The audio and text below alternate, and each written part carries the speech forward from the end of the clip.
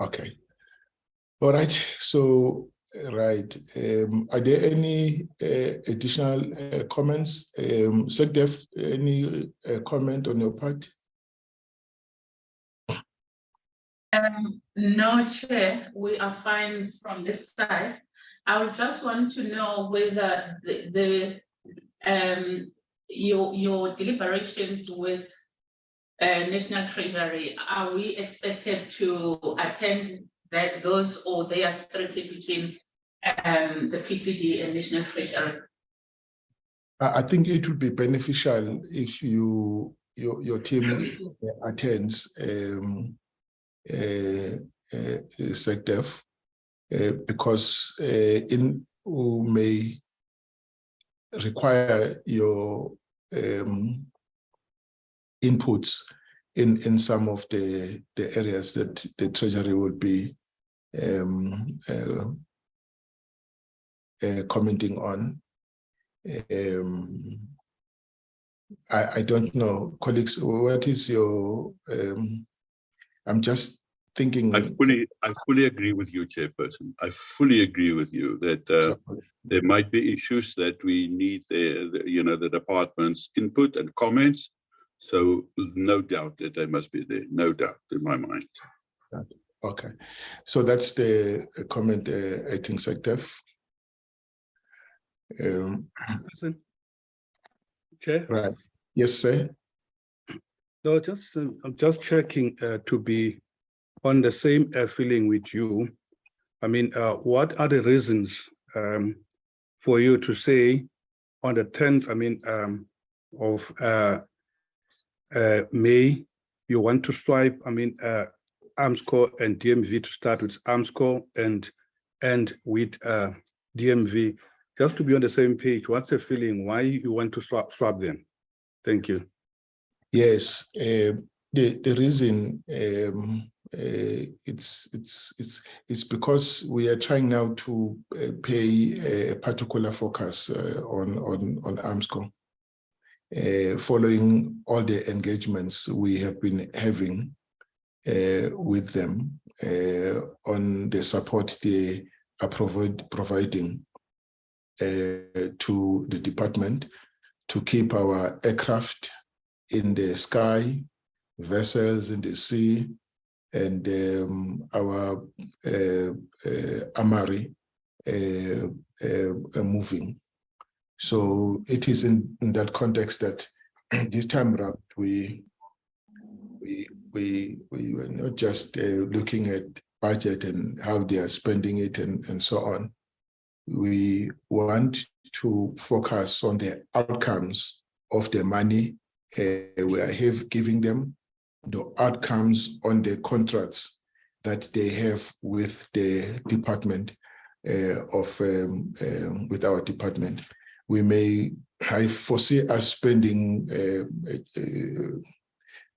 quite a bit of time on them, but we'll ensure that the split between the two departments is equitable. Shelembe, does it really address your matter? It's just not a substantive change, it's just the items. Yeah, no, thanks, Chairperson, because someone listening that it's like now AMSCO is like they are getting preference over DMV, whereas in the DMV we have also number of challenges. But I think maybe if it may be clear on how much time do you need for the AMSCO, how much time will be given to DMV, so that when we engage on issues, that DMV is not taken as not that important as compared to AMSCO. I understand your explanation and your background on the matter, but someone listening to that, say if a military veteran is listening to that, I will say, okay, it means now we are not getting the priority from the chairperson. That was my concern, Chair. Thank you. No, that's fine. No, the time is going to be distributed equitably, but again, it all depends on you, because I simply chair the meeting. but it's your time. So it depends how you manage, how you comment. But I will ensure that we don't eat into the time allocated to the Department of Military Veterans. They're both on the agenda on the same day in no order of priority. It's just that we've just lifted the other up. Okay, no, thank you, Chair. Okay. All right, colleagues. So the agenda, the program is therefore adopted. Is that my, am I correct? A mover and a second. Who moves? Who seconds? I think Mr. Mara has moved. I'm seconding, Honorable Chair. And Mr. Mafanya seconded. All right. So that therefore closes this issue. We can then move to the next item.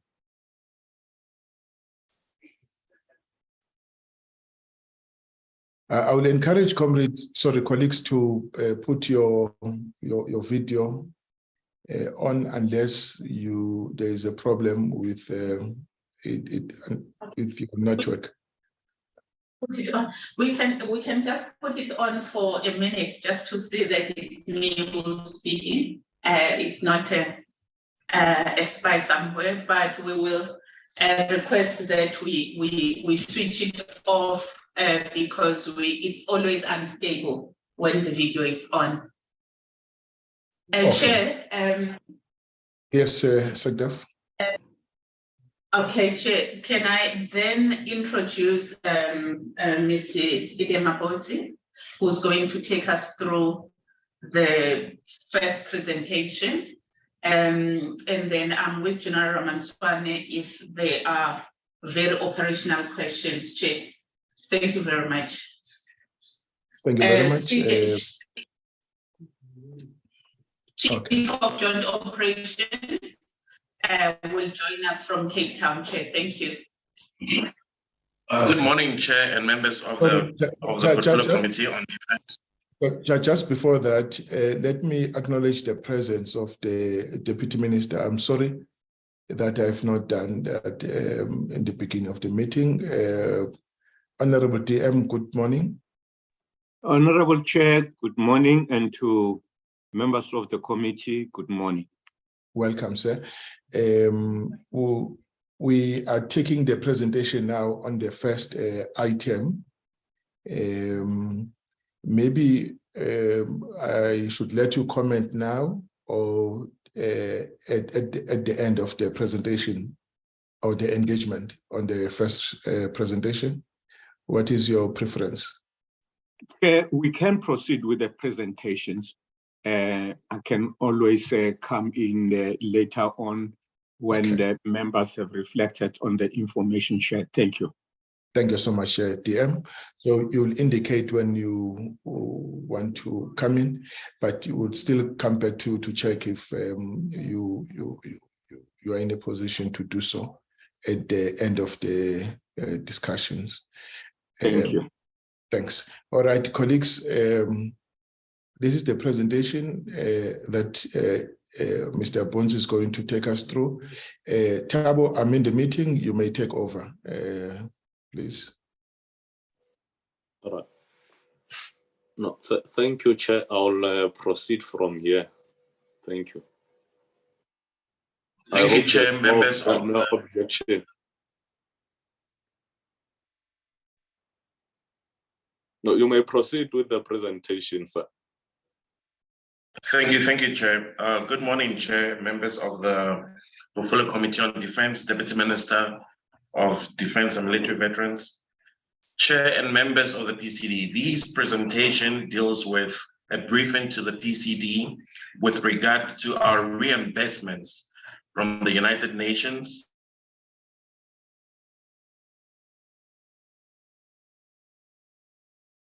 departments and any related debts from these departments that we've rendered services to, who and in terms of the revenue and the debt at the end of the financial year. Generally, the department does have a reimbursement framework, which we have developed and approved.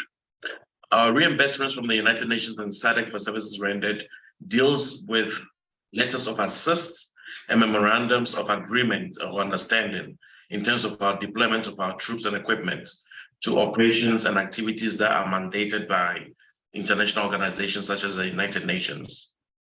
Currently, the Department of Defense is involved in Operation Mistral, which is a peacekeeping operations in the DRC.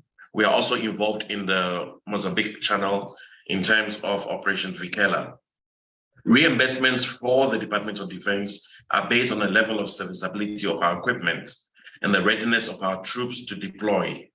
These reimbursements are appropriated back to the Department of Defense during the adjustment budget process, which is normally following a claim or in the next financial year.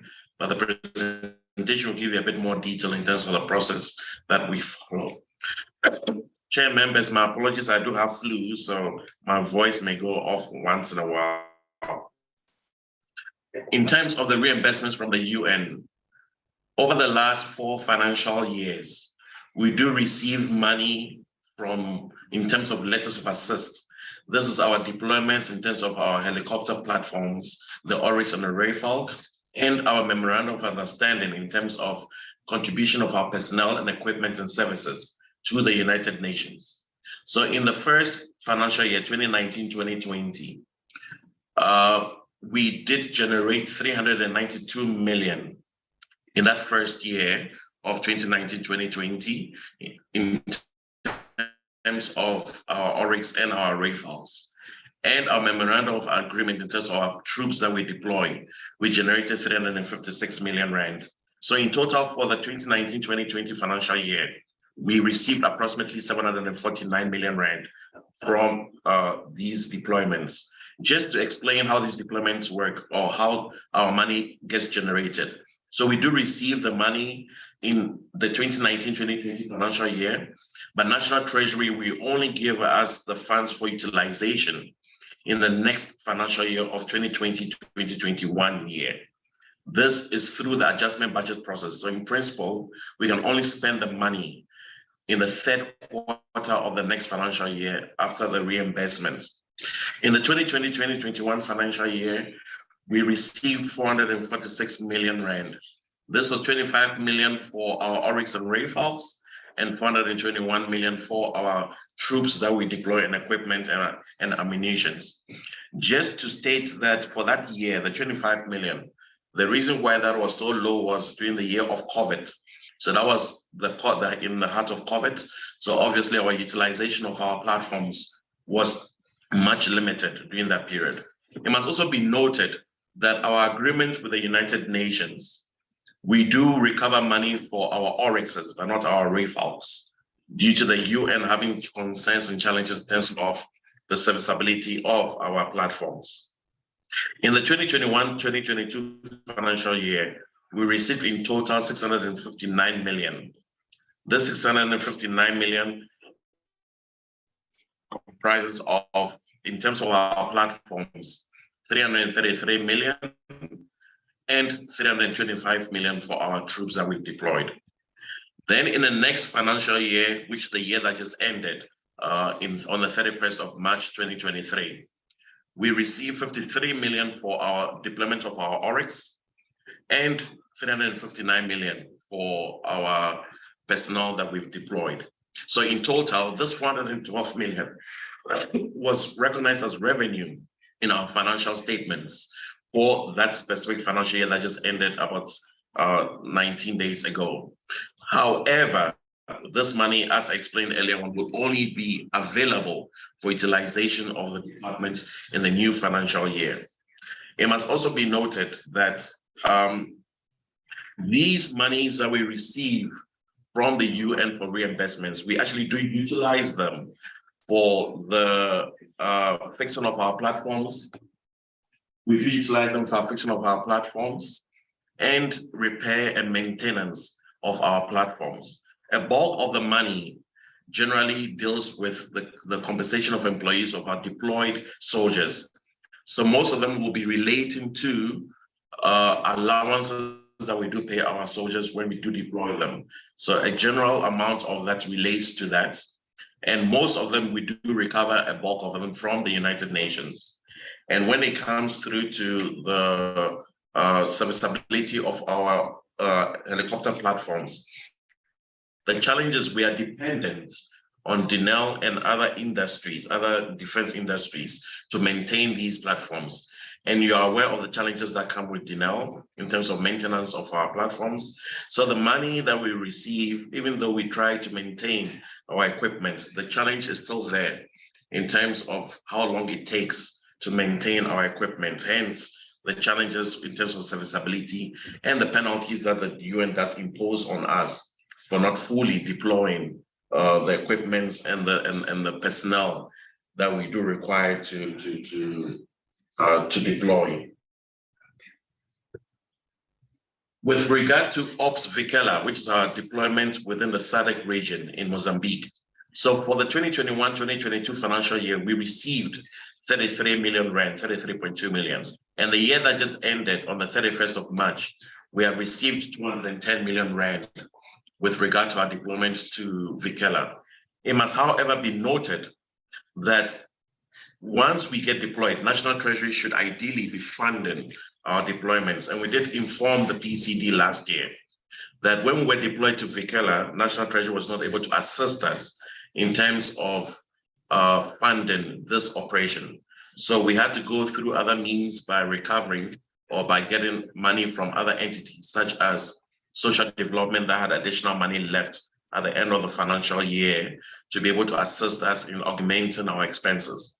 It must also be noted that within the SADC region, we also do contribute as a country. So even though we do deploy, we do contribute a certain amount of money to SADC to fund the operations. So we do contribute based on the exchange rate on average, anywhere between 220 million and 240 million. So we have recovered 210 million from SADC in terms of these deployments. But unfortunately, it must also be noted that we are making a loss in terms of this because we are contributing the reimbursement amount that National Treasury gives us in terms of Vikela may not be fully funded because we still have to contribute money towards SADC. And we did present, when we did present to the portfolio committee in the past, we also did indicate that South Africa contributes in excess of about 22% of the total contribution towards this deployment. So in principle, the money we give them is partially what they give back to us to fund our operation. Then it comes to reimbursement from other government entities. So when it comes to other government entities, as I indicated initially, we do have a reimbursement framework which has been approved. And this reimbursement framework highlights the responsibilities from all different parties within this process. So what is required from the different services and divisions within the Department of Defense in terms of the service they provide to the other state entities? What are the requirements from the other state entities in terms of the service we provide? So all this needs to be managed through either a memorandum of agreement, a service level agreement, a letter of assist, or any other agreement that we may have, because we can only claim and create this specific service at a debt if there's an agreement in place. Some of the services we do render deal with youth leadership development programs, training of sub-camp police services students in terms of basic policy, in terms of basic policy development learning program, building of low-cost bridges, cleaning of the Val Dam, and any other medical assistance that we may be able to provide to any other entity. You are aware of also the assistance we provide in terms of water purification, providing of guard duties, and any other service that we may require. In terms of the framework that we have from a reimbursement point of view, it's written in such a way that it's not limited to any specific service that we may render, but the possibilities are ended in terms of what the Defense Force can assist with in terms of what we provide to other government entities. These agreements are also indicated. It spells out the requirements and activities expected from all the different environments. What is key is for us to ensure that we actually create a debt for this. So from the finance division, from the CFO's office, we get these agreements in place, which are obviously entered into between the different chiefs of the service and divisions and the department that we assist. And from there, we create specific agreements for them to be able to build, or we are able to build these services to these entities for us to be able to create a debt at the end of the year. So once these debts are created when the service is rendered, then from there we are able to generate any revenue that we receive. We set off against the debt that we create based on the service that we render. This slide deals with the different services that we've provided to some of these state departments and entities. So this slide will show you what we have received and what the outstanding debt is. So how much we've received in terms of the services we've provided, the type of service that we're providing to these entities and departments, and what is outstanding at the end of the financial year. So for the South-Camp Police Services, these are veterinary services that we do provide to them, and then training in terms of the newly recruited police men and women that we do train.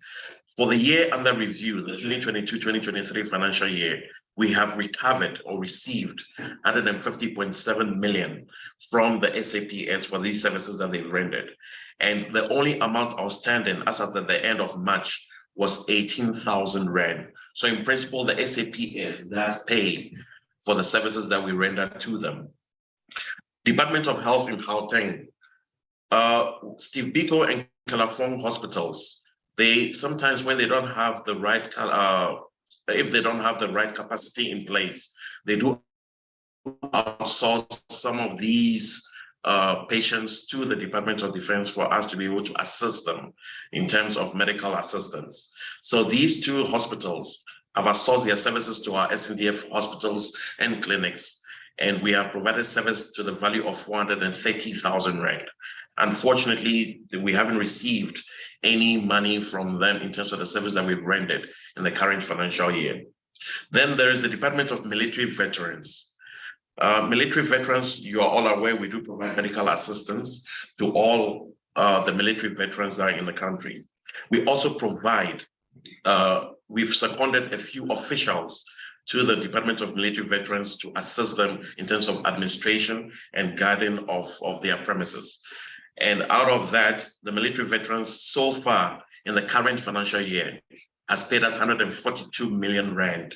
However, they still owe us 195 million Rand. It must be noted that out of this 195 million Rand, 190 of this relates to the medical assistance that we do provide to our military veterans.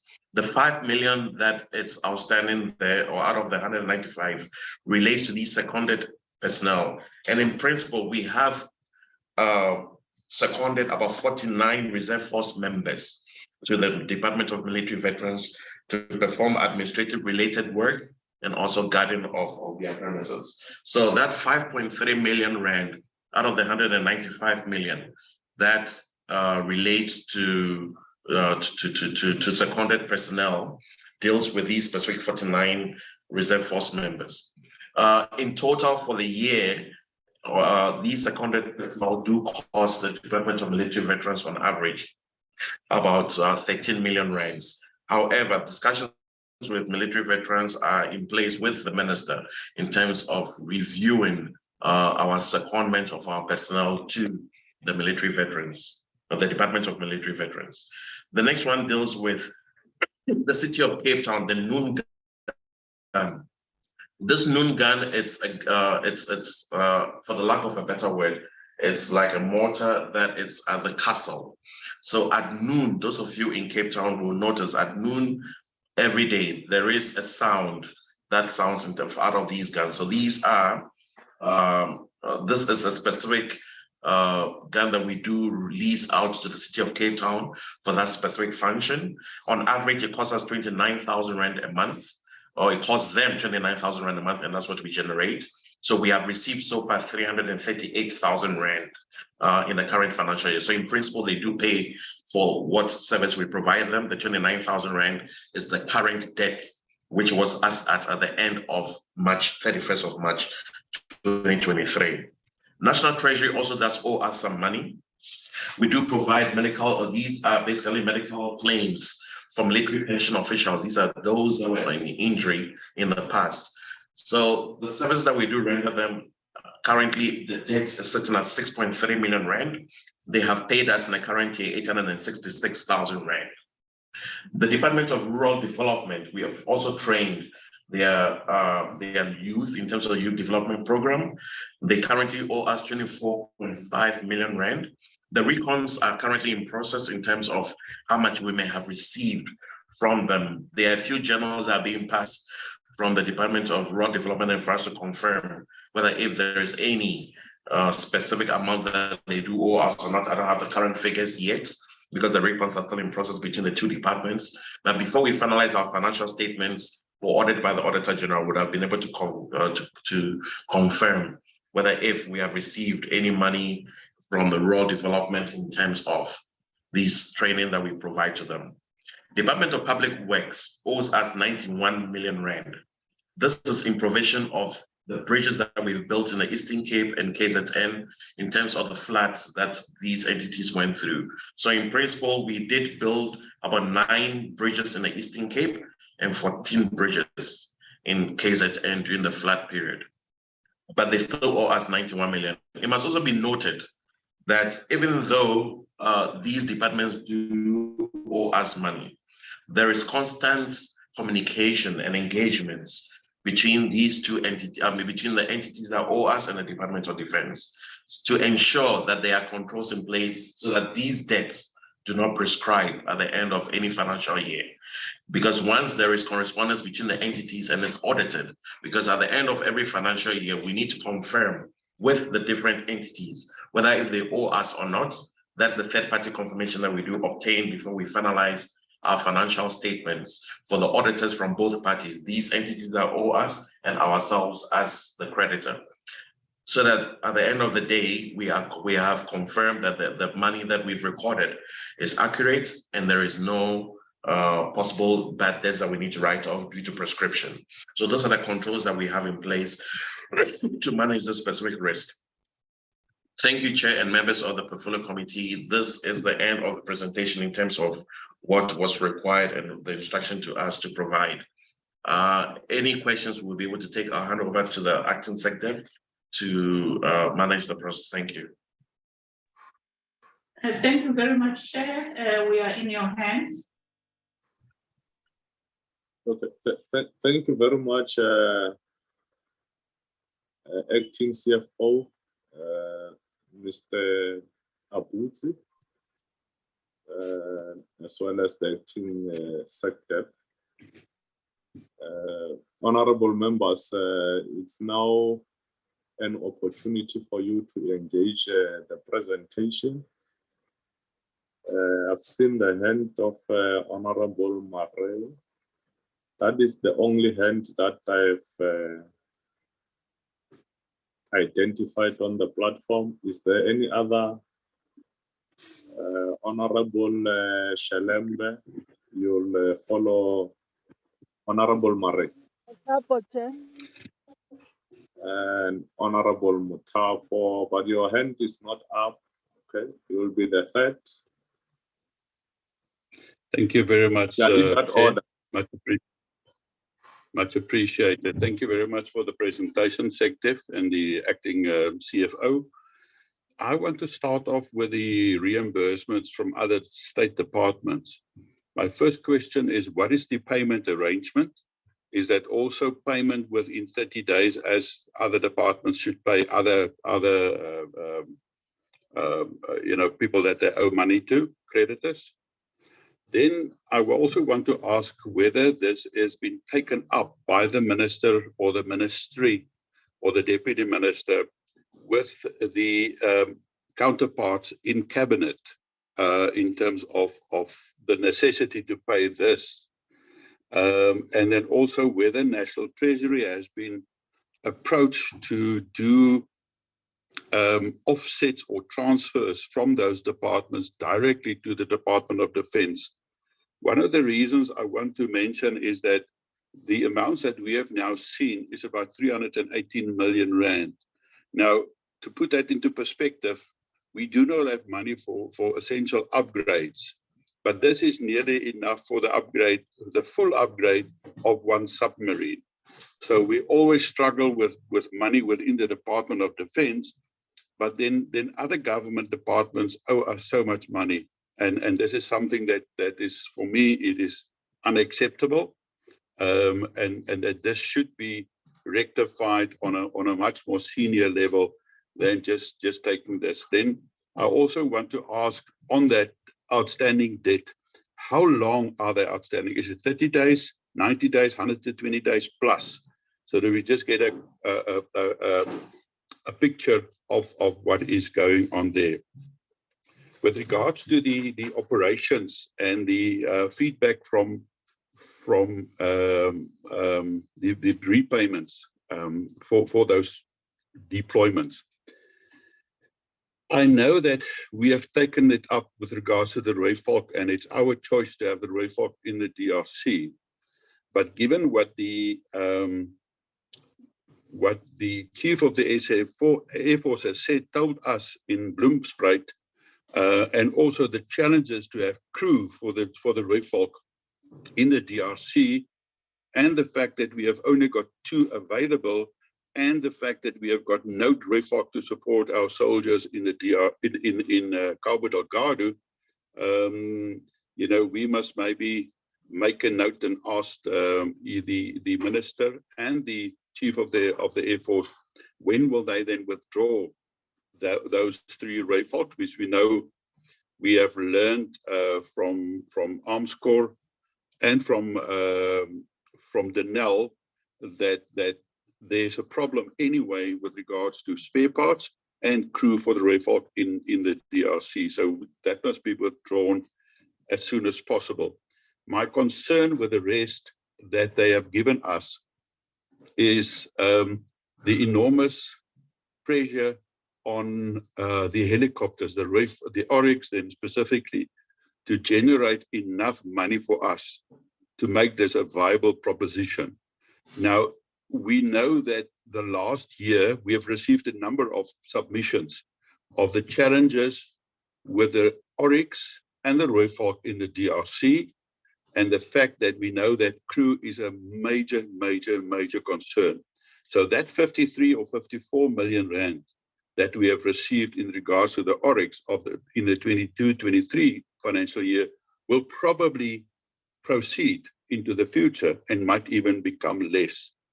So for us to justify the Oryx in the DRC, remember, with the Oryx, we've got a similar situation as with the ROIFOC.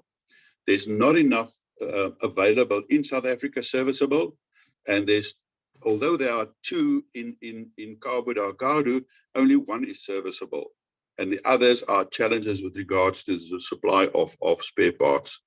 So we will have to minute this, Chairperson, so that we can go and say, is this really still in our best interest to have deployments in the DRC, whilst the UN do not pay us even our full costs?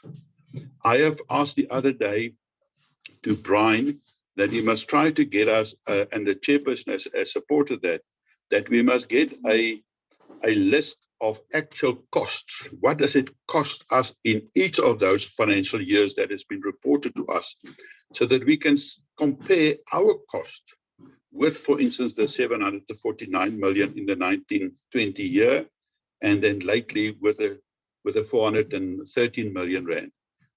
We know that the authorization is close to 1 billion rand. Now, if it is that it's costing us 1 billion rand, but we will only get 412 million rand back, we know that is a situation that is unsustainable, and it's helping, or it's contributing to the dilapidation of the Defence Force because budget is such a constraint. We do not have that money, and it's basically stealing from Peter to pay Paul. So whether we can get those costs per year, that we can compare that with that, that'll be very, very important, Chairperson. Then I just want to check and see. The money that you have reported, am I correct in terms of your last note, that those are the amounts received by National Treasury per those financial year? And obviously, as you have stated in that last note, that last paragraph, that is only coming the financial year, each financial year after that. So, for instance, at 413 million rand, we will probably only get it by October, September, October, November this year. So that is just the one. And then just on Vikela.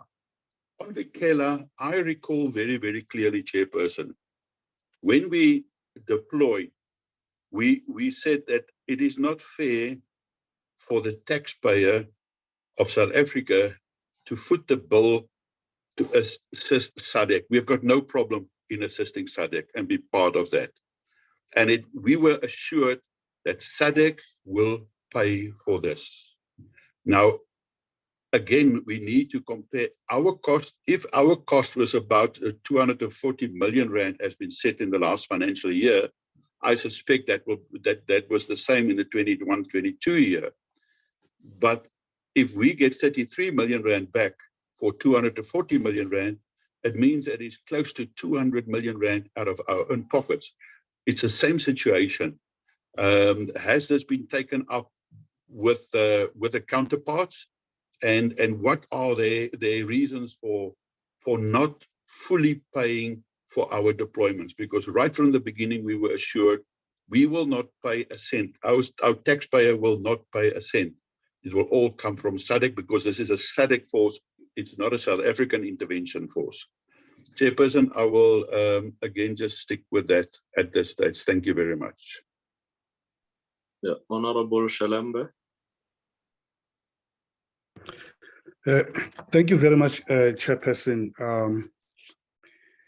Well, mine will be based on the issue of the rural development that they are saying it has been done for the youth. My question, Chair, is like, before I come to my question, let me say it's a good, a program, especially for the rural, youth. At least we have something, and I really appreciate that. But I want to know, at least to have a picture that these things, are really happening. Like say, in which provinces where, the youth development program has taken place or been conducted.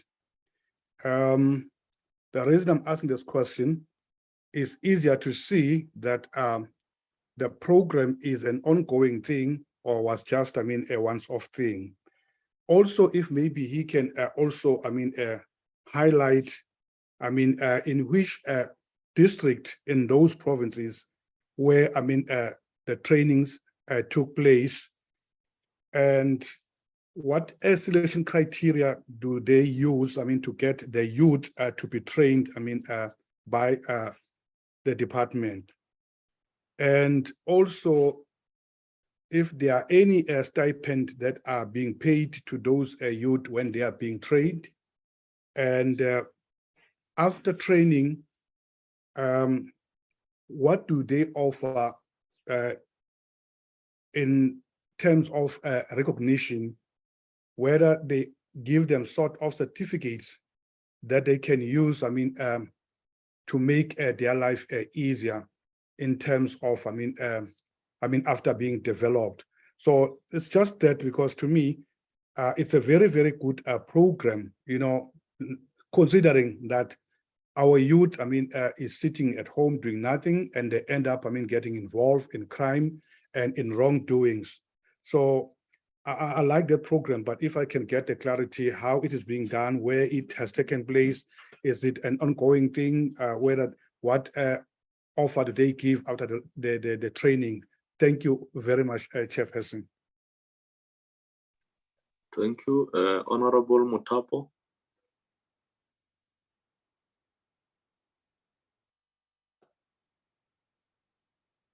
Honorable Mutapo.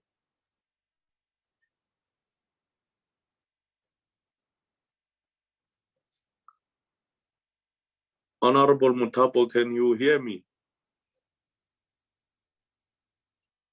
Okay, any other member who wish to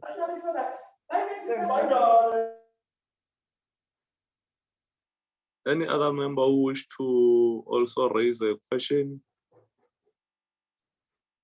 Okay, I'll hand over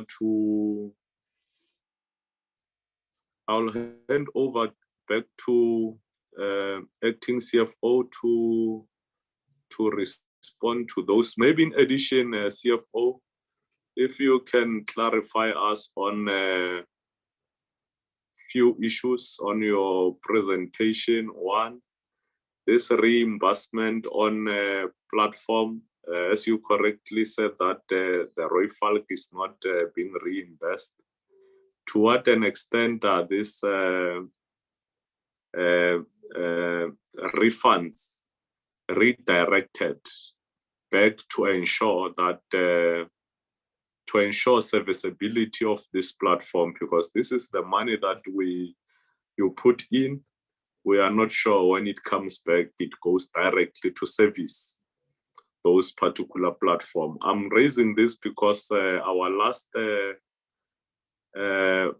oversight engagement where Dinel and AMSCO was present and DOD was SANDF was represented through the Deputy Chief Army, where we identified it as a challenge that these monies are not necessarily ring-fenced, and they might be used for anything else as and when they come back, which is a challenge because this platform that we are referring to, majority of them are not serviceable.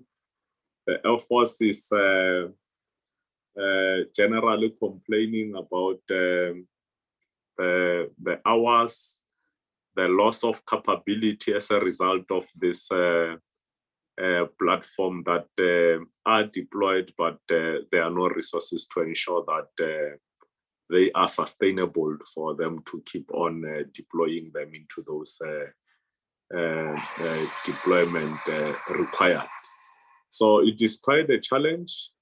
If that can be clarified, I'm not sure if acting CFO, you'll be able to clarify this, or they'll be able to assist you so that we are able as a committee, if that indeed is a challenge, to advance for reinforcement of these resources so that we ease the challenge that are faced by the Air Force or any other arm of service that deploy its platforms and there are no resources coming back to ensure that they are maintained and serviced and be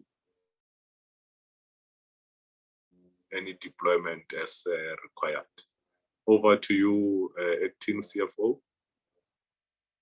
Thank you, Chair. I will respond to the finance-related questions, and I have General Mansana, the Chief of Staff, and General Sandwene, the Chief of Joint Operations, to assist in terms of the questions relating to operations. But if I may start with your question, Honorable Motley, in terms of the reimbursements, yes, the money is actually ring-fenced. So when we receive the money, it's ring-fenced to be utilized for specific things in terms of what we deploy. So the Air Force platforms, and your assessment is right in terms of your visits to Denel and to AMSCO. So the money that we receive, we specifically ring-fence it in the project because all platforms within the Department of Defense, specifically for the services, the Air Force, the Navy, and the Army, and SANS. Any money that is received specifically for reimbursements of those platforms goes back directly to that environment. But as I indicated at the beginning of the presentation, the challenge that we have is also what you've alluded to, the challenge in terms of the defense industry, to be able to assist us and to be able to provide the required service to maintain our platforms. So you are aware of the challenges with Denel. The entities, the defense industry, it takes a bit longer than usual for them to be able to go through a process of acquisition of spare parts and specific things to maintain our equipment. So there are processes that we're following internally in terms of, is it always beneficial to us to go directly back to the original equipment manufacturers, or do we consider any other specific environment that will be able to assist us in terms of that? But the money is ring-fenced specifically for that, and they are in projects. So we do not utilize the reimbursement money for the Air Force platforms or the Navy platforms specifically for any other thing. We utilize it and save it specifically, and with agreements that we've reached with National Treasury, the money is actually managed under the SDA and the projects. So the money does not, we don't lose it, because if it was in the GDA, then once we cannot roll forward funds in terms of these projects that are taking 18 months to 5 years to complete. So that money, we've agreed with National Treasury to manage it as a project under the special defense account. So that is how we are able to manage those specific ones. But if I've missed anything, the two generals will be able to assist me in terms of augmenting my response. Back to Honorable Mare, in terms of your questions. Your network was not very clear at the beginning in terms of the 30-day payment, but I'm presuming your question related to whether, if in terms of the PFMAs, all entities must pay suppliers within 30 days. So I am hoping that's what the question was about, whether if these entities and departments reimbursing us within 30 days. Most of them are. And your question dealing with the outstanding debts in terms of the aging thereof, we'll be able to provide you in writing the aging of all these debts. But just to give you a response for now, the outstanding debts that we have from these entities amounts to approximately 320 million rand. 65% of them relates to current debt, and then 35% is older than 6 months. So the 35% that is older than 6 months relate to the work that we do on behalf of public works. But all the other entities, they actually do pay on time. As I indicated, even though DMV, Department of Military Veterans, owes us 195 million, but that is money that came from the last 5 years. But they have tried their best to pay us 142 million for the current year. So a bulk of the debts that we do have are current debts and not necessarily old non-current debts, but we'll be able to provide you with an agent so you're able to at least have an idea of where we are. Then you also asked a question whether, if as a minister taken up with her counterparts in terms of the different debts that are owed by these entities. But based on the figures I just provided, a lot of them, it's something that we can manage from the debtor side, from the finance side. So once there's constant engagements with our counterparts from the other departments, we are managing it internally. There hasn't been any specific debt that's been too high for us to be able to escalate to the minister, except the DMV debt. So because we share the same minister and the same deputy minister, we're able to escalate the specific debt of DMV, because that was our biggest debt. Out of the 320, over 70% relates to DMV, which is about 195 million. So that we've escalated to both our minister and to the deputy minister, hence the intervention for DMV to be able to pay us 142 million. So Honorable Mare, those are the interventions we put in place to manage our specific debts. The other questions relating to the RAFAC, the withdrawal of the RAFAC, and the question from Honorable Shelembe with regard to the training of rural development. General Mansana will be able to assist me with that. But the last question from Honorable Maria with regard to whether if the money that it's received in terms of debt, is it available for the, yes, the deployment money, the money that we do deploy, I mean, that we generate from the DRC. You are right, Honorable Maria, it's money that we received in the current year that shows in our bank accounts. However, this money goes to the National Revenue Fund and we receive it. It's only available for use in the next financial year, October, November, in the next financial year. So you are right, we receive it in the year before, but it goes to the National Revenue Fund because it goes directly to National Treasury. It comes through our bank account, but National Treasury keeps the money immediately until the next financial year when we are able to utilize that money. And our biggest challenge is when we receive the money in October, November through the adjustment budget, it's too late in the financial year, because then in principle, the month of December and January are dead months. You basically only have the month of February and March to be able to utilize that money. Hence, it becomes a challenge for us to be able to spend it. Hence, we've always informed you as a portfolio committee that we have to rob Peter to pay Paul, because we have to move funds around throughout the year to be able to maintain and service our equipment until this money comes in towards the end of the financial year. Then we reimburse everybody internally through environments the money that we have spent to utilize for servicing of our equipment. I hope that has answered your specific questions around the figures, but General Mansana will be able to assist with the operational requirement, operational questions. Thank you, Chair. Chair, I just wanted, Okay. Chair, I just wanted to point to the CFO. I've also asked the comparative cost for those financial years for Mistral and for Vikela, so that we can compare the actual costs with the actual revenue received. Thank you very much. All right. No, it's noted, Honorable Mare. We will provide that. Let me grant General Ramanswane an opportunity, then we'll come back to you, Acting CFO.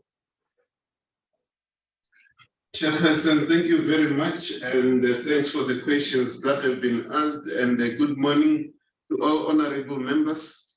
Chairperson, good morning to you. Thank you, Chairperson, thank you very much.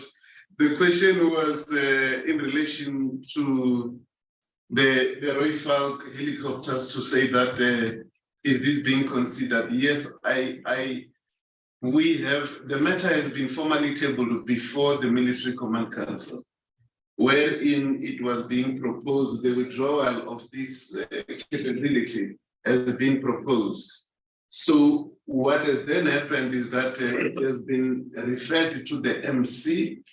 It was tabled in the Military Command Council. It has now been referred to the Military Command for a discussion. And the reason for this deferral was because it was foreseen that it is not the only topic that needs to be discussed. There are other topics related to operations, and after that, it will then be referred to the Council on Defense with recommendations that the Military Command may come up with. So that is where we are. It has been formally tabled before the Military Command Council. The next one is in relation to the issues around rural development. I just need to say that yeah, we have seen it that of course even the department itself have indicated they are happy with the way we are working with them. But most important about this program, it is a program of the Department of Rural Development, and what we are doing, we are working together with them to provide the youth with the basic military skills, if I may put it differently, kind of character building in the environment of leadership and discipline as a whole. That's something that we will do when we are training our soldiers during basic military training.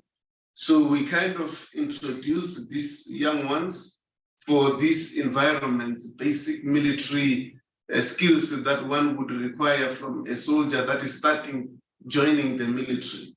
That's what we give them, and we are doing it in 2 centers. We are doing it in the Gauteng province, which is in the Army Gymnasium. And we've also done it, the last one that we did, also in the Western Cape. So there were two running at the same time concurrently in the Western Cape, that is in the infantry school.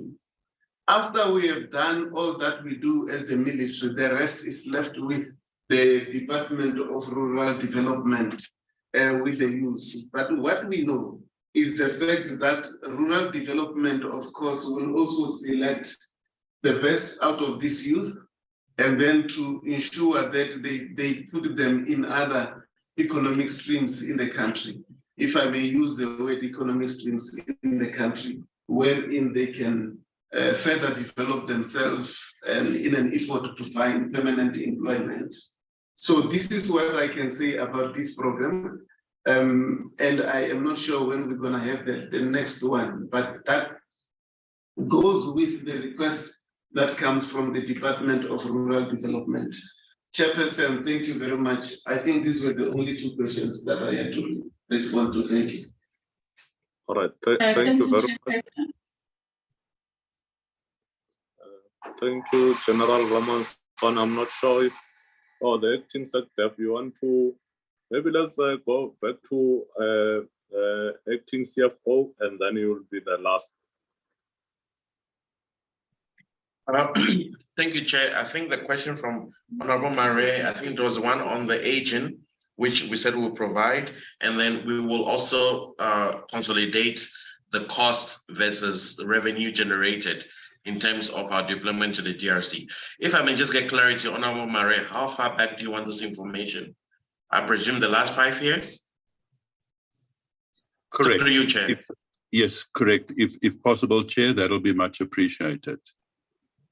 Okay. Thank you, Chair. We will see how just before you proceed, you raised your hand, Honorable Mare.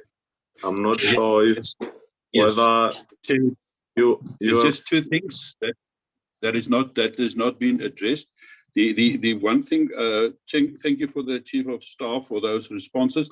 I just wanted to check whether that reference and the referral is to both the Oryx and the Rooivalk, or whether it's only in terms of the Rooivalk, the withdrawal, because we've got similar situations and need for the helicopter platforms in South Africa. That's the one thing.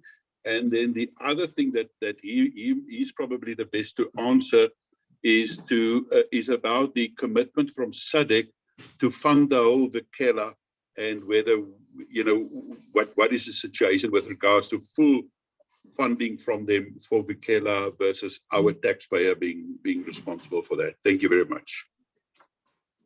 Thank you. Acting CFO. I think that question relates to General Mantwana, but General Mantwana will respond.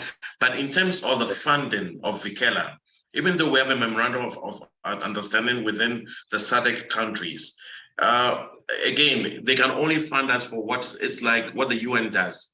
The different entities or the different countries within SADC are the contributing states towards Vikela. So obviously what they do contribute is generally not enough to be able to fund fully the Operation Vikela. Hence, the augmentation from National Treasury is critical to support or to augment the laws that we may be making. But I think, Chair and Honorable Mare, I think this question may be a question that may be directed to DERCO, because that is where the arrangements and agreements are reached in terms of how do we manage this. We are only obviously a part of it where we have to support by providing our troops to deal with the situation in that part of the world. But for now, I think that's unfortunately the only part I can respond to relating to whether if they'll be able to fund it fully or not. But we will engage through the SecDef and through Chief of Staff and the Chief, and we'll figure out how we can be able to assist in providing a response through DERCO, whether if can SADC actually fund the entire operation or not. Thank you, Chair. And maybe, Chairperson, with your permission, if I may continue from where he has left off. I just need to say, if we look at what they are funding, more or less, you might want to say that we are being funded at 30% of the total personnel that have been deployed. And we, as the CFO have indicated, it's a matter that we said, and we were discussing the matter with regards to Operation Vikela, and he has rightly put it, the need for us to have a discussion with the DECO in this regard. So yes, it is true, funding reimbursement has not been in the way that it should have been. What we are seeing is 30% of that.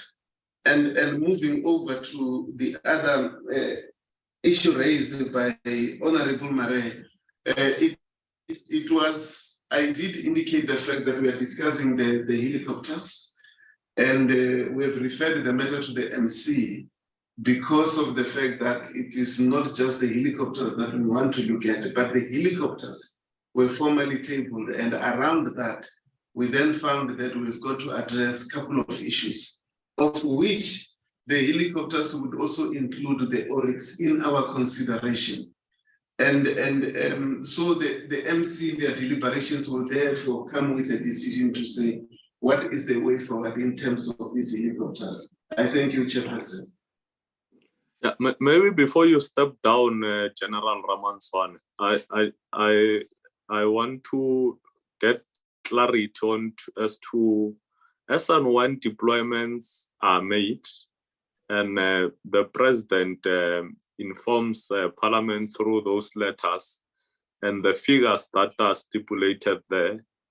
The one in question, the current extension of the deployment in the DRC, which will cost you around 2 billion. Out of that, those resources, how do you calculate the percentage or resources that must go to those platforms that will be deployed or that are deployed in that part of the country, or any other deployment for that matter? How are those calculations done? Are they done on the projection of the South African Air Force, the Navy, the landwards, and so forth and so on? Are they making those, or it's just an haphazard percentage that might not fulfill the needs to maintain and sustain those platform? Because I mean, we need to begin to have those engagements so that we solve these challenges, and not just agree that particular percentage, while we know very much that they are not sufficient. These letters of deployment, as and when they come, they need to ensure that the resources are indeed are going to be sufficient to sustain this platform, because without these platforms, our soldiers are vulnerable, and we don't want any more casualties going forward. General Ramanswane. Thank you very much, Chairperson. Thank you for the question. I just need to say that indeed you are right, Chair. When we do the costing, we consider the full spectrum of the entire organization. That means personnel and their equipment. And outside of that, you also consider sustainment. Now, however, the issues with regards to the helicopters, it is one that is troublesome, if I may. And maybe honorable members went to Tinel, so they would have had some of the challenges that we have. Challenges of the turnaround with regards to space, challenges with regards to the crew, which is what has just been mentioned now.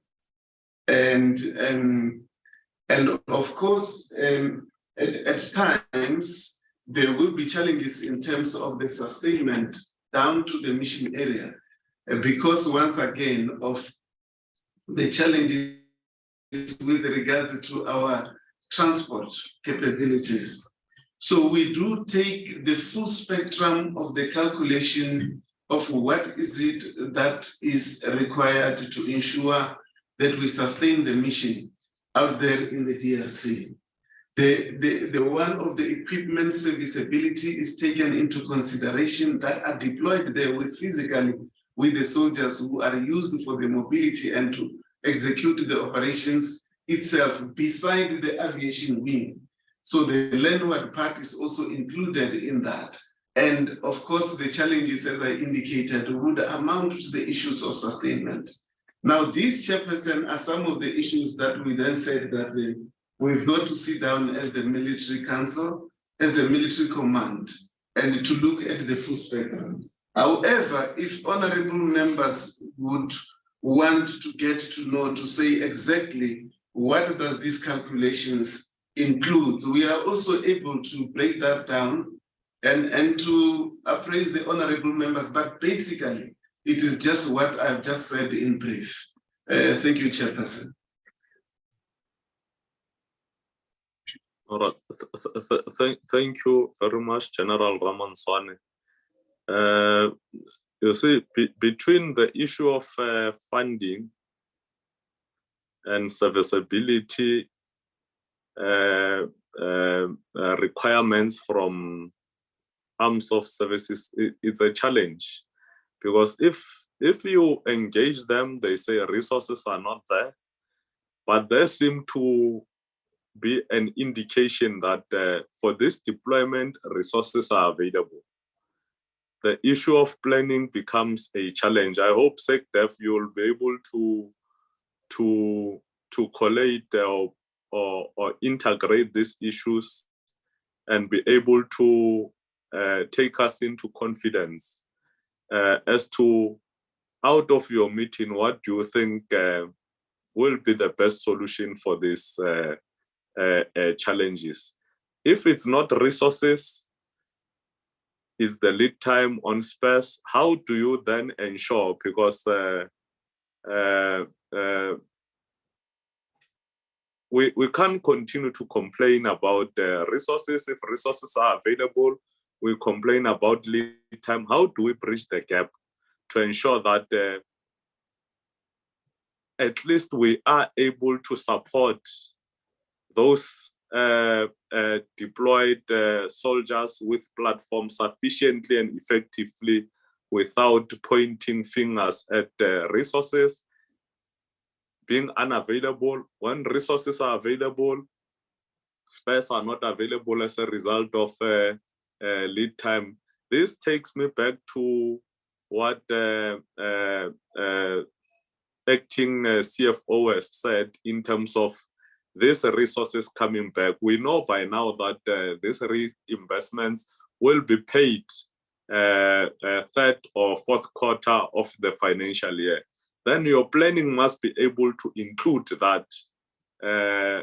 You can't behave as if it will be a surprise. By now we know that this reimbursement will be in our coffers by this time. And now your planning must be informed by that, as opposed to the manner in which these complaints are coming. SecDef. Thank you, Chair. The planning is in terms of that. We already plan or anticipate how much are we going to get, so that as soon as the money comes through, then we are able to buy whatever or to pay for whatever we need. But the problem, as the chair puts it, you can't pay for what you don't have. So sometimes, because of the lead times of space, then you find out that you do have the money, but you can't pay because you haven't received the space. But in our planning, we do include or plan for at least or estimate how much we might get from reinvestment from the UN. And Chair, tomorrow we are presenting to the Joint Standing Committee on Defense the feedback on the work session that we told members that we'll have. And there we are providing resolutions on how we are going to manage the issue of spares and lead times with AMSCO. Thank you. Okay, thank you very much. I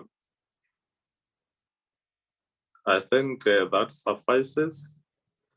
We'll engage with intensively at that level with regard to what the acting SecDef has just alluded to. Yeah, I think we have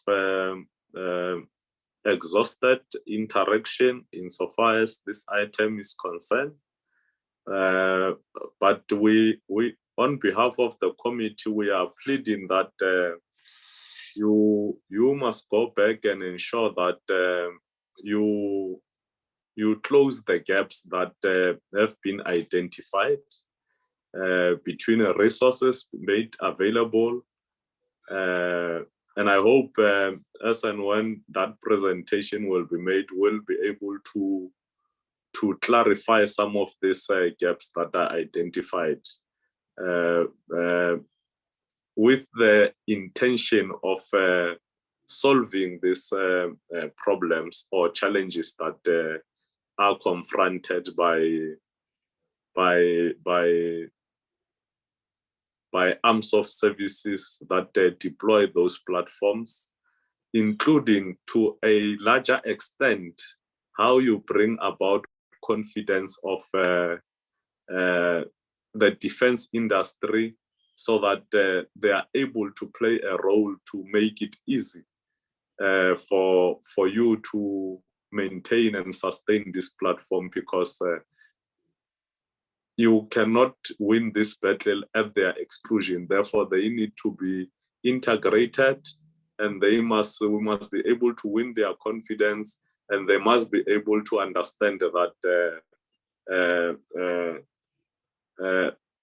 for them to remain in business, they must ensure that they contribute positively for the sustenance of the capabilities of the defense force. So that will be necessary going forward, because if you are planning alone with entities and leaving the defense industry outside, and it remain vulnerable and their challenges are not addressed, we will remain with these challenges going forward.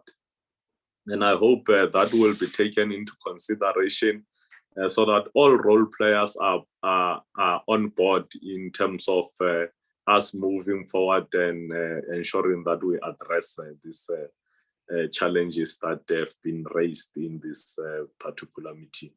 With that said, I think I will invite the DM to give us his remark on the item. Honorable DM.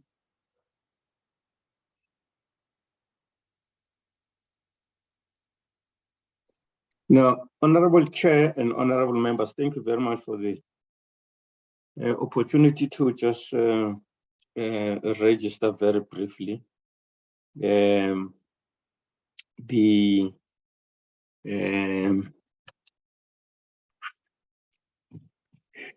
salient points from where we sit in the ministry on the the information shared by the department around the reimbursements for the services our defense force provides to a number of role players. Of course, a point, the starting point really is to say that our international obligations, and here specifically our deployment in the DRC and in Mozambique, will always have that irritation that it's an intervention that is not financially remunerated completely, because whilst yes, we do this work expecting to be assisted financially, we are also doing it out of our country's own policies, its own objectives, in its own commitments to internationalism. Importantly, to make our own humble contribution to supporting development and progress on the African continent. Yes, there is reimbursement, but the reimbursement will always have that deficit financially that we on an ongoing basis have to contend with, and therefore our resources, our own assets at times will be used without necessarily being fully compensated. But the point about the other obligations, now and again tasking that now and again we get politically from cabinet, it is not the best way that we should come in always on the basis of being paid for the services we provide by government, because whilst it appears to be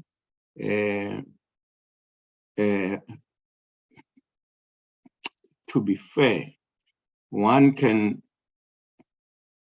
also raise the inconvenience that we are dealing with a service that needs, to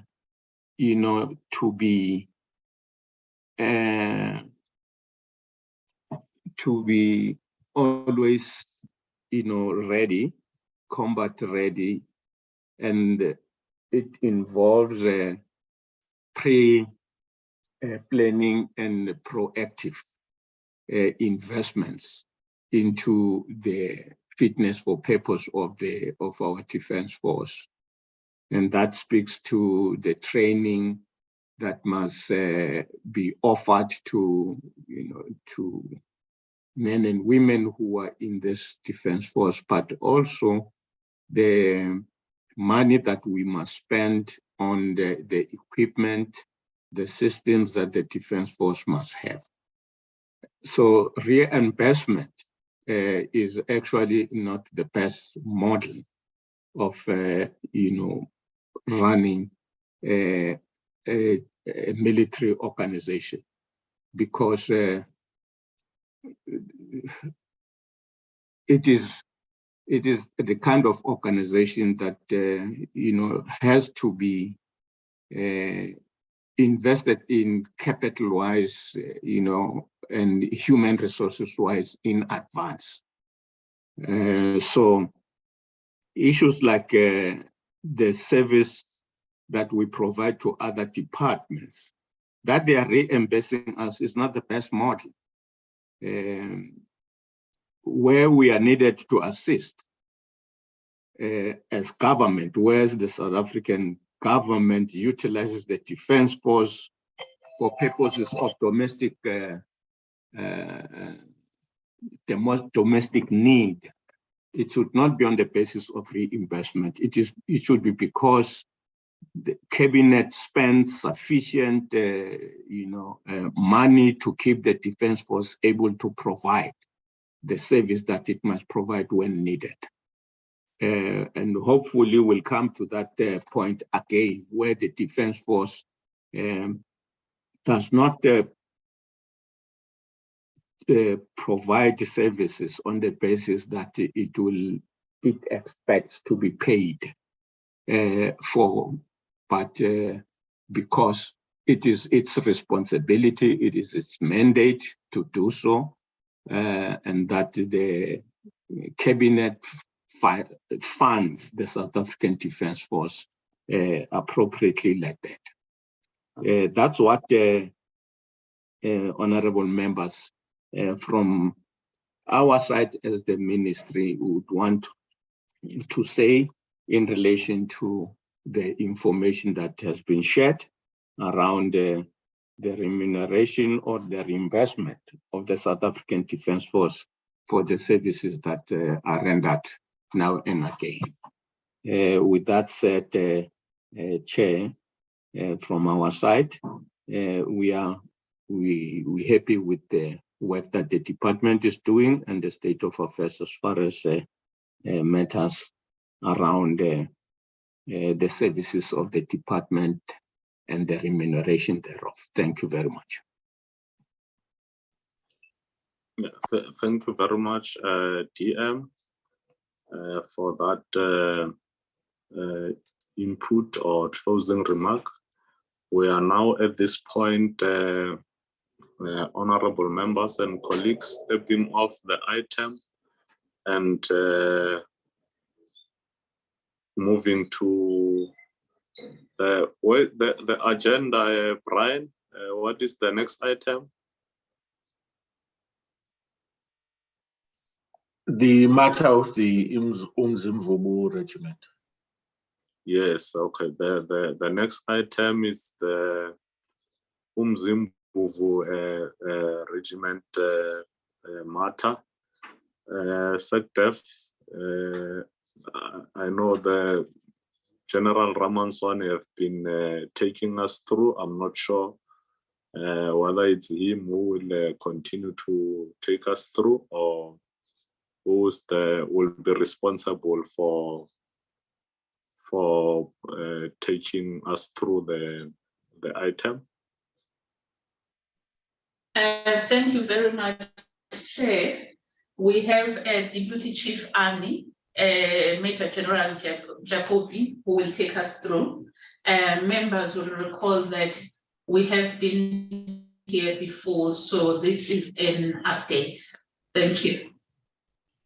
All right, noted. Major General Jacobu, the platform is yours.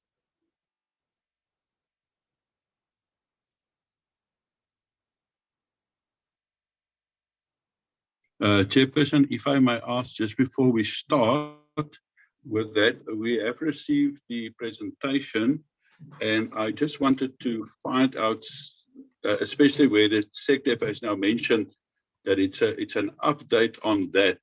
But this one that we've received is considerably less information than the one of February. So will they present February presentation or this new one, or how will they incorporate that?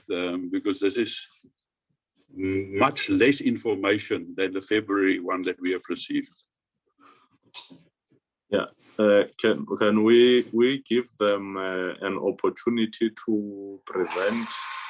And if we are not happy, we can make that comparison and they can provide the clarity. But however, as they indicate that they are not working from a baseless, this presentation is not from a baseless point of view. It is a build-up of a series of presentation that they have done, and update in that regard as to how far are they in terms of resolving the matter in question. So I think let's not preempt, allow them to present and update us where we think there are gaps. We'll be able to point them, and they must hopeful. I think they are more than capable to be able to address all those areas that might arise. Deputy Chief Army.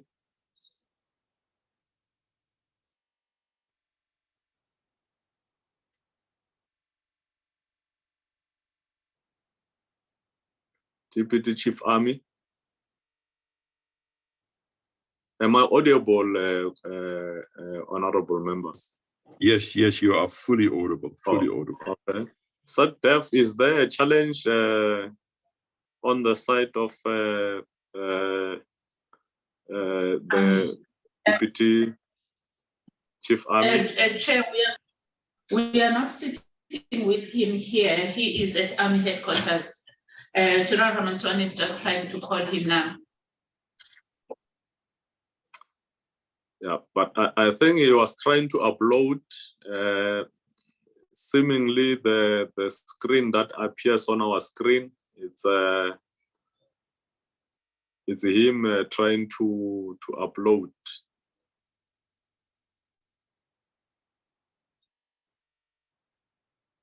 And Chair, if you allow it, Chair, can your secretariat from your side load it for us?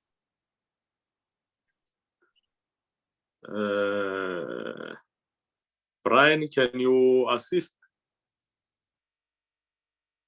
Yes, I can, Chair. Please, can you remove this uploaded page and reload?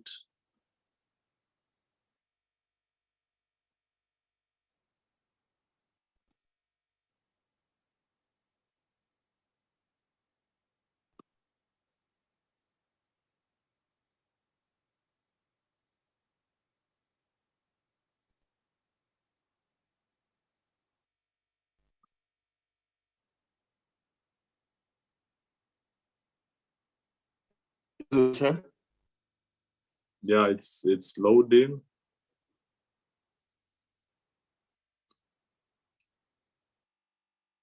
Can you make it put it on slide mode? It's on slide. It is on slide mode, isn't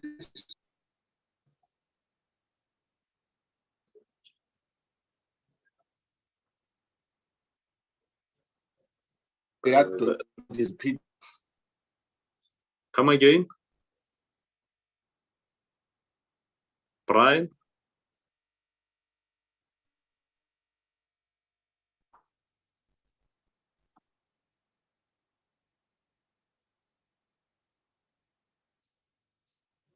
Brian, are you there?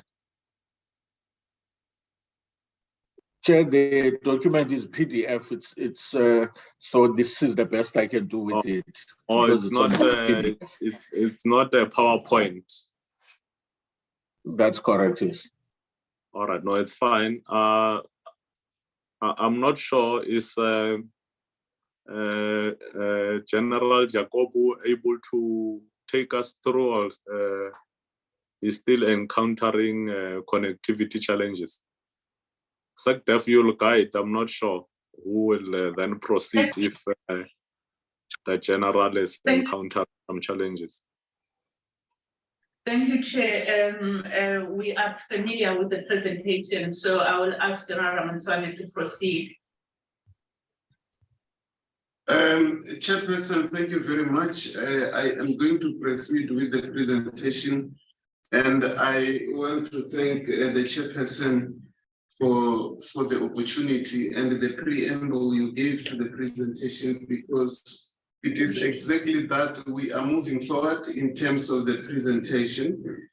And just to start with, I'll be moving over to slide number 2. And we will recall, Chairperson, that there has been observations that were made in terms of maladministration that led to the Portfolio Committee on Defense asking the Department of Defense for clarity on issues that were tabled during the sitting of the 14th of September. which we want to indicate what we have then discussed with the committee before today. And we have indicated to the committee that, yes, there were authorization papers for the deployment. There were media statements that were released at the time during the July unrest of 2021 and 2022 with regards to the call-up of the reserve force and the provisions of the Defense Act 42 of 2002 as amended on the employment of the different categories of members of the reserve. This is where we get to understand who is eligible for employment as a member of the reserve force. And there are general regulations that are provided for the reserves, dated the 2nd of June 2017, with regards to the enlistment of members of the reserves. And all these procedures had to be followed to the latter. And the call-up, as it has happened in Umzimvubu Regiment, which included the instructions and voice notes in the social media that occurred at that time. And administrative challenges identified at the time led to the Army then deciding to send senior officers being assigned to visit the regiment to correct the administration challenges that were taking place at that time. And the alleged non-payment, which led to the convening of the Board of Inquiry. And due to additional information which we received in the course of our discussion with the Portfolio Committee, there was then new information that came out that necessitated the need for follow-up into the presentation, into the investigation itself. And the SA Army, in an attempt to address the issues, then they reconvened the board itself and get the members to look at the new matters that were tabled before the Portfolio Committee on Defense sitting. And therefore then, clearly today the purpose, the aim of the presentation is to brief members of the committee, to update the members of the Portfolio Committee in terms of how far are we with regards to the Board of Inquiry. Brian, I just want to confirm I am now on slide number 4 and I'm moving over to slide number 5. And in brief, Chairperson, today we're just going to indicate to the honorable members to say how far are we in terms of this Board of Inquiry. Yeah, and the chief of the sorry, COS. Brian, may you move with the presentation?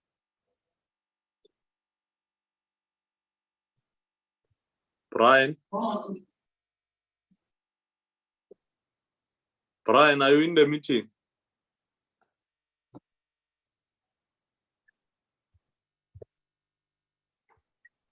I am on slide 5. Yeah, it has not moved on our screen. Yeah, it's certainly not on slide 5 as we can see it. There's not been any movement on the slides. Let me stop sharing and start sharing once again. Okay, maybe let's try that. That's the one. There, Okay. it's quite right. Yes. Now. Yes, you may proceed. Sorry about that, COS. No problem, no problems, Chairperson. Thank you very much. The Board of Inquiry, as we stand at the level of the South African Army, it has been concluded, and the Chief of the South African Army has endorsed the findings and the recommendations of the board, and has thus taken the board and have sent the board to the Chief of the South African National Defence Force. And in the board, the position that was adopted as requested by the Chief SANDF to say that he would want to see in the finding, in the recommendations that comes from Chief of the South African Army himself. And he has indicated, which is in aligning himself with the findings of the board, that the members responsible should be held accountable through the military justice system, and both affected industries that meet the criteria and those who do not meet the criteria for call-up to be considered for compensation. And that is what that is where the board is now. And in summary, this is what has been recommended, which also reflects the position of the Chief of the South African Army. Thank you very much, Chairperson. That concludes it. As we said, it is an update from what we have been briefing members of the committee. Thank you very much. All right, thank you, COS, for the presentation. I see the hand of Honorable Murray. Any other hands, honorable members?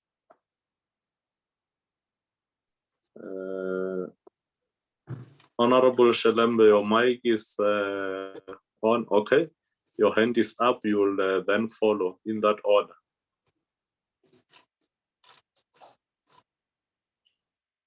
Thank you, Chair. Much appreciated. Thank you, Chief of Staff, for this brief presentation. I assume that we must read that in conjunction with what we have received in February, which is a much more detailed of the findings and the recommendations. But I mean, that's for us to read, so that is on record, and we have got that.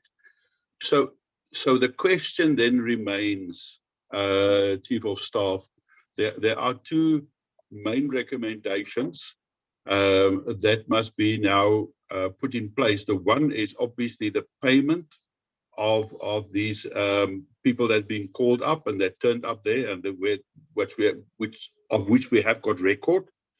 So when will that happen?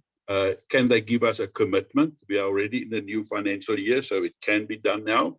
And then secondly, the members that must be held accountable for what has been done incorrectly or wrongly on the side of the Defence Force. Can he update us on what is the progress and the timelines, expected timelines, that we can see when will those payments be done? And then secondly, you know, have they started with the accountability process? Is there already charge sheets being drawn up and served to those individuals? And when will those disciplinary processes then start?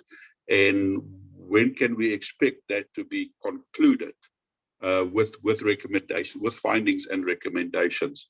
So those are the two main ones. And I think if one even compare that with February, those are the recommendations. I think that is the important ones for us, I think, and I assume for the members of the Umzimvubu Regiment, who has clearly acted bona fide out of a position of bona fides. And I think that they also deserve that this money be paid out to them ASAP. Thank you very much, Chair. Honorable Shelembe. No, thank you very much, Chairperson. Honorable Murray has covered my questions. Thank you. All right. Is that the only hands?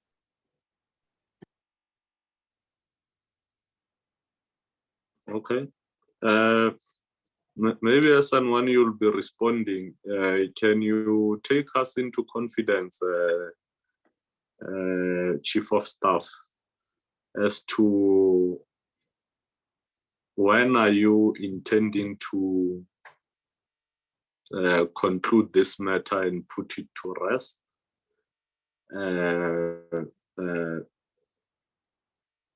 In addressing these challenges that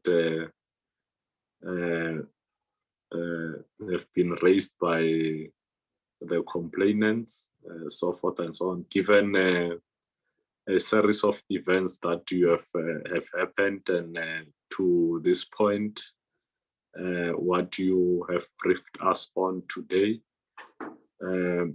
What is your anticipation? When are you intending to to put this matter to rest and addressing all that is needed to be addressed and conclude this matter for good. Over to you, COS. Chairperson, thank you very much for the questions and the comments.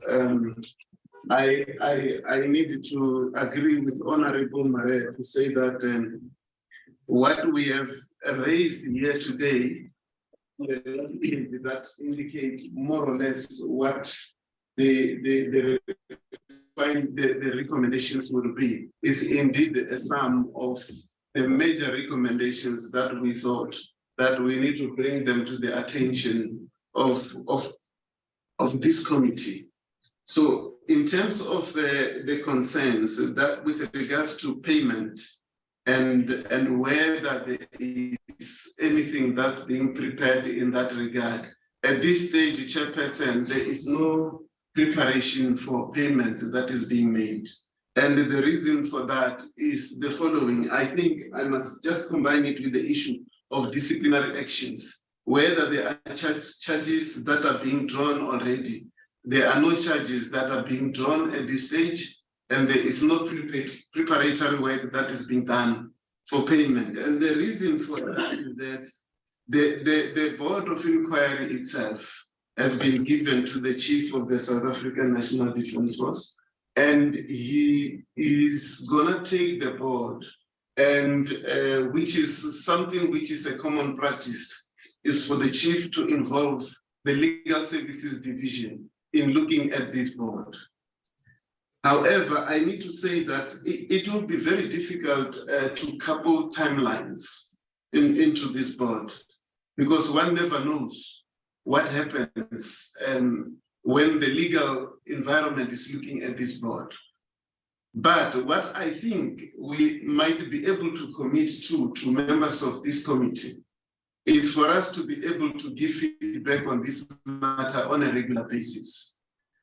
And whether that regular basis will translate to each time we meet with the portfolio committee, maybe we usually have meetings. I think more or less timeframes that we have meetings will be, if one takes it to say maybe in the next month we are going to have meetings, and so on and so on. But we will take it upon ourselves that we, without the committee having to call us, without the committee having to put this matter on the agenda, that each time we meet with the committee, that we update the committee on this matter. I'm worried, Chair, to give specific dates and timelines on this matter. And I need to say that I have had the privilege to see the investigation, the Board of Inquiry itself, and I found that it is quite a voluminous document. It will require whichever team that is put together to apply themselves. But with that being said, it lies in the hands of the Chief. We are going to be starting with the payment when we are given the go-ahead to say, please do so. And that go-ahead certainly would be coming from the Chief as well as the Minister of Defense. Because the Chief, my view is that he's not going to look at the document and then the document ends up with him. He's got to take the Minister of Defense and the Deputy Minister into confidence to say, this is where I stand and this is my position. And only thereafter we will then be able to do the rest of the things will follow. I can only commit through the Secretary for Defense to say that Chairperson will keep on appraising the portfolio committee as and when we meet. I thank you. All right, thank you very much. Chairperson, just on a point of clarity, if I read the recommendations and the findings in the recommendations, is that both the Chief of the Army and the Chief of the SANDF is supporting the findings and the recommendations. Now, if the findings and the recommendations is supported, then there's actually just the implementation that must be done. So I'm not quite sure if it has been accepted, and that is the feedback. Why must it then first be referred to legal services? I can understand in terms of disciplinary and the internal processes, but the commitment to the people that have clearly been legally or justifiably caught up, and where there's a legal and a justified expectations of payment, I cannot understand why that must be being thrown back into a process of maybe next year, maybe the year after that, maybe sometimes in the future, maybe they will report on that, maybe there's, I mean, that's not conclusion. In fact, that is not adhering to the recommendations and the findings at all. So you can either, you cannot choose when you have accepted that. You cannot then choose whether I will give effect to that. You have to give effect to that, because that's a legal situation. So I do not understand this jumping around by the Chief of Staff with regards to the implementation. I mean, that is just not acceptable. Proper planning must be done, proceed. The disciplinary is a process that must be followed, but that has got nothing to do with the implementation of the payments of the people it is due to them. Yeah, Honorable Marais, can I ask you to not to be offensive? No problem. Yes, please. No problem. Can we draw the jumping around? I don't see anyone jumping. No problem. Around. No problem. Thank you. I'll withdraw that. I've got no problem, but I'm just confused as to why this is now. No, it's fine. You are at liberty to raise question, but let's just be careful of the words we choose. Chief of Staff. Thank you, Chairperson. If I may, Honorable Marais, the Board of Inquiry right now has been forwarded to the Chief of the Defence Force. Now, whether it is payment, whether it is charging, the Chief of the Defence Force must still apply his mind. And as I was indicating, he has got, it will, normally as a practice, when you've got an investigation of this nature, you want to involve your legal division to advise you, to say, how then do you move forward?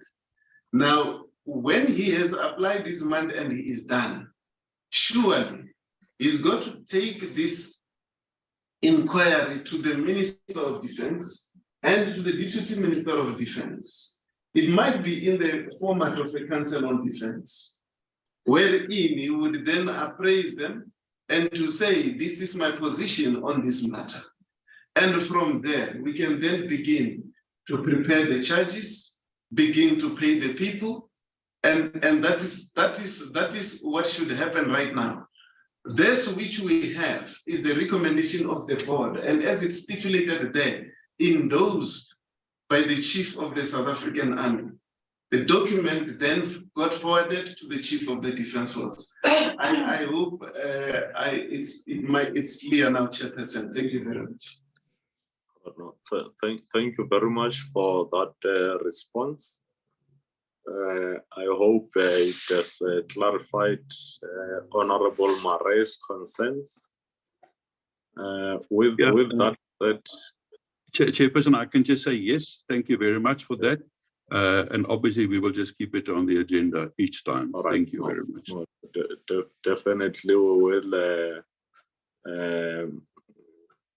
keep our eyes on the ball and not lose focus. Therefore, that which the Chief of Staff have indicated in terms of regular updates, we will keep them to account on those update to the portfolio committee, so that we are able to follow as to how the process has been undertaken so that the matter reaches its finality and its logical conclusion without us taking our eyes off the ball. So we are in agreement, Chief of Staff, that as much as you would not put a timeline as dictated by the processes that you are undertaking, but we are happy that you are more than willing to come and update us regularly so that we don't lose sight or the matter does not fall off the cracks. So thank you very much for that. Honorable Deputy Minister, any input remark as we will be stepping off the item?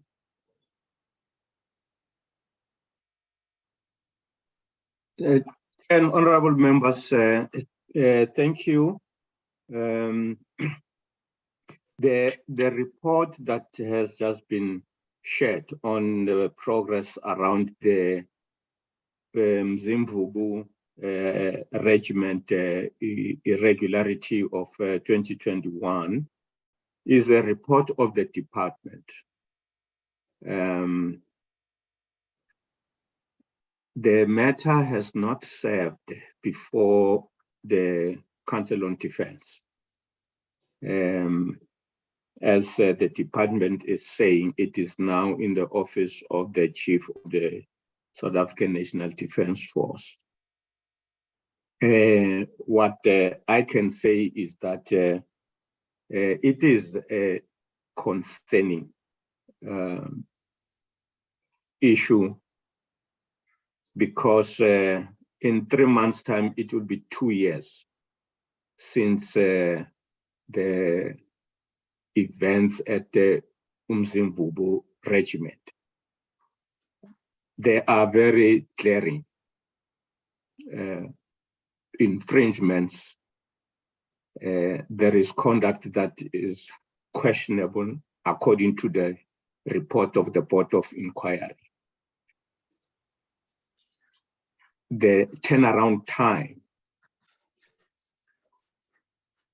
in effecting corrective measures where wrong things happen does not assist the maintenance of an environment where there is discipline among the ranks. The ministry will, through the COD, deal with this matter expeditiously.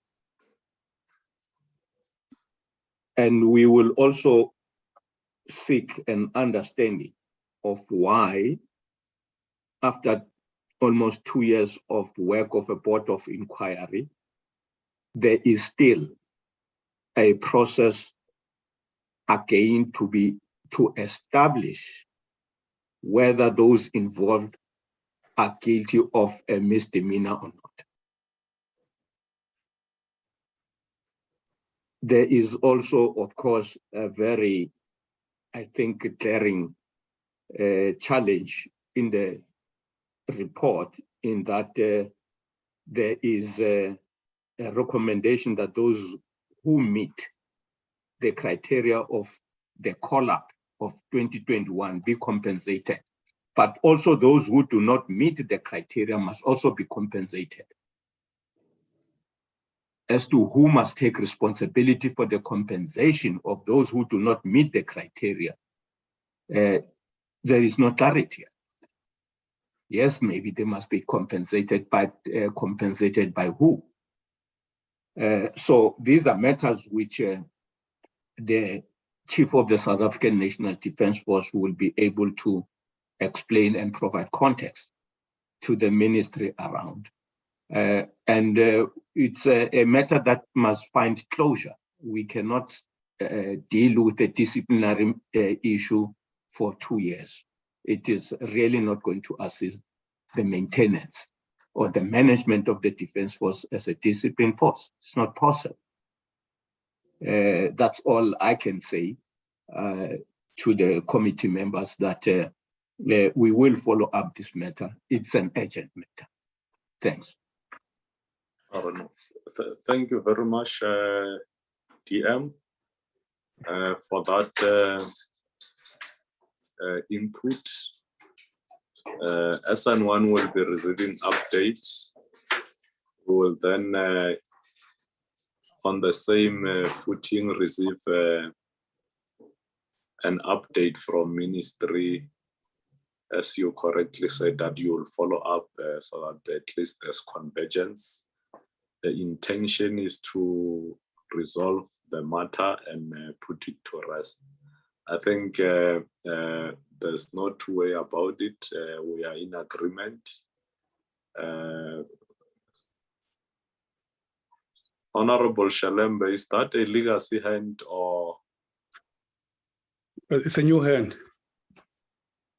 Yeah, well, I've closed the item. Do you want to adopt the minutes? No, wanted to comment, but anyway, if chair, you say you are late. I'm closing the item. I've given all of you an opportunity to raise your hands.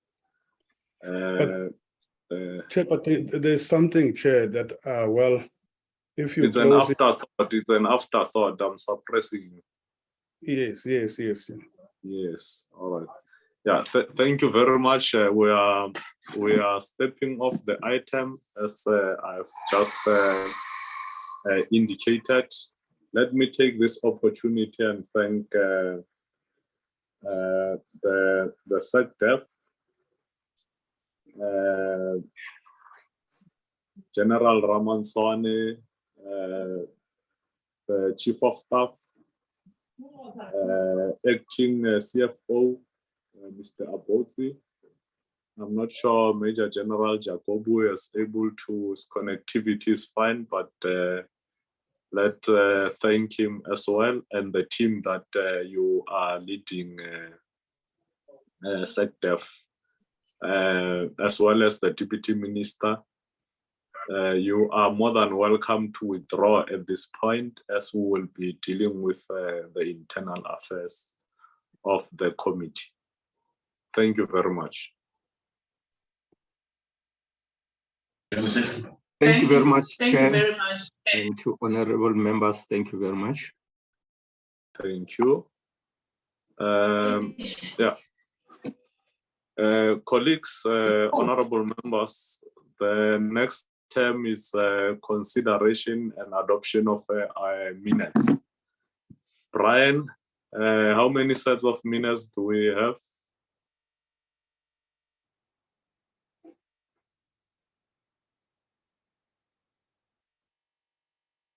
Brian, how many sets? Is this the only?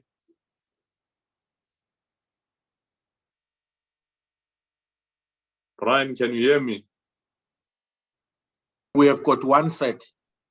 Oh, it's only one set. Okay, we'll be done in no. Okay, that's the first page, honorable members, and attendance, officials in attendance, and support staff. Next page, consideration of outstanding minutes, briefing by ICT system. Next page, and then we dealt with deliberations, input by the DM. Then we received a briefing from DOD. Next page, we deliberated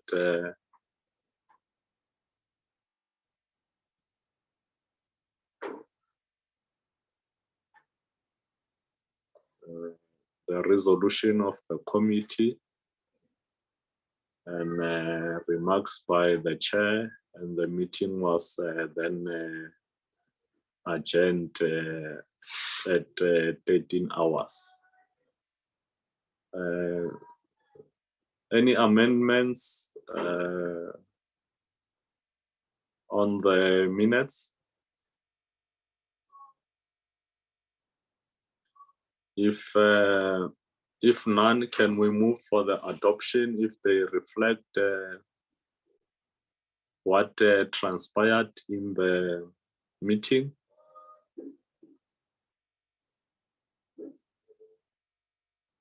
Cyril Xaba moves. The Honorable Chair has got an opportunity to move today. Any seconder?